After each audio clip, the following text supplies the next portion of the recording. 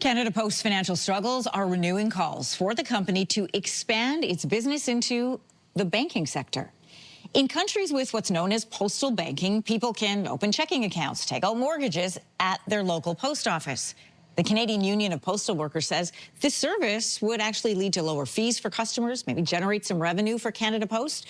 But some experts are questioning whether postal banking would make sense in this country. So for more on what it could look like here, we're joined from Ottawa this morning by Ian Lee, Associate Professor at Carleton University's Sprott School of Business. Before I ask you whether or not you think this is a good idea, let's talk about how postal banking works. We haven't had postal banking in this country since 1968, so we'll need a refresher. How does postal banking work?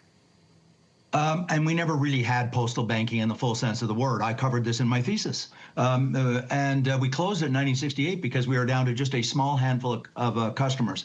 Basically, we took people's deposits in pennies and dimes and that sort of thing. It was not a bank in the sense that we understand commercial banking, where I worked for 9 years, where you bring deposits in from across the country, and then you lend it back out to people to buy a mortgage, to buy a car, to run their business, operating loans for small, medium, and large businesses. We've never had that.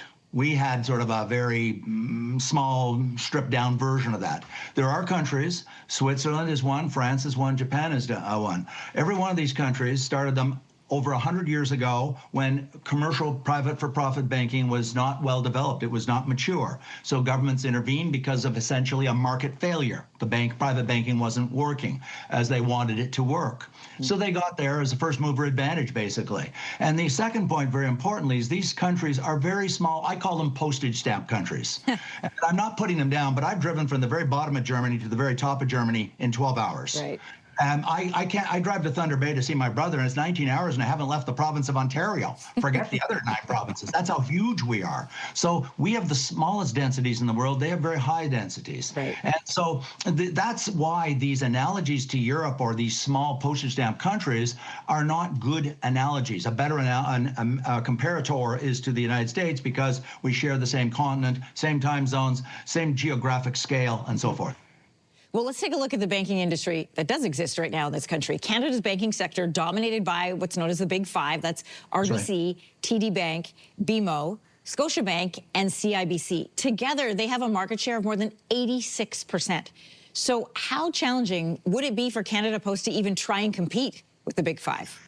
I think it'd be impossible. And I do not consult to this industry. I worked there for 9 years, and I had wonderful times in the late 70s, early 80s. It was a great career, and then I went back to school. But what I want to get across is we have some of the most powerful, large, successful banks on the planet.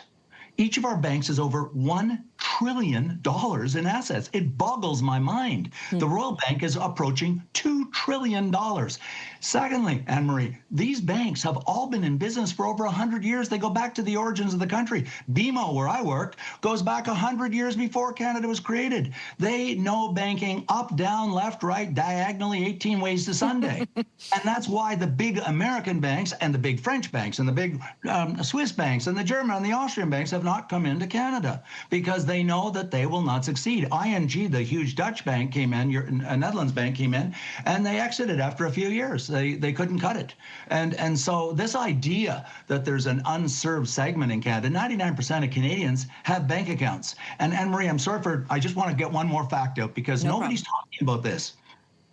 The CUPW says, look, there's a segment of Canadians that don't want to deal with those big bad banks. Okay, I buy that, and there is that segment. And they say we can serve that segment. Well, that segment has been served for over 100 years by the credit union movement. Right. These are nonprofits across Canada, 1,500 branches, $300 billion in assets, 30,000 employees, and the idea that we're going to subsidize Canada Post to go in and basically try and put the credit unions out of business is going to produce huge blowback in all the communities across Canada that have credit unions.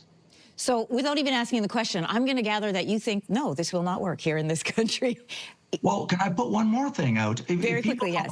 Cup W doesn't realize taking deposits in is an expenditure. It's not a revenue. A bank has to pay you and I interest on the deposit. So that means the government would have to spend billions to create the digital architecture and then spend billions more sending Cup W back to school to learn how to become lenders to lend the money, because it's a very complex, challenging, demanding industry. And they don't have any competencies or experience in that industry, and they'd be taking on 5 of the most powerful banks in the world. Right. Cup W, just for people at home who may not know, is the Canadian Union of Postal Workers. Ian, great to talk to you as always. Thanks for joining us this morning. Thanks very much, Anne-Marie. Thank you.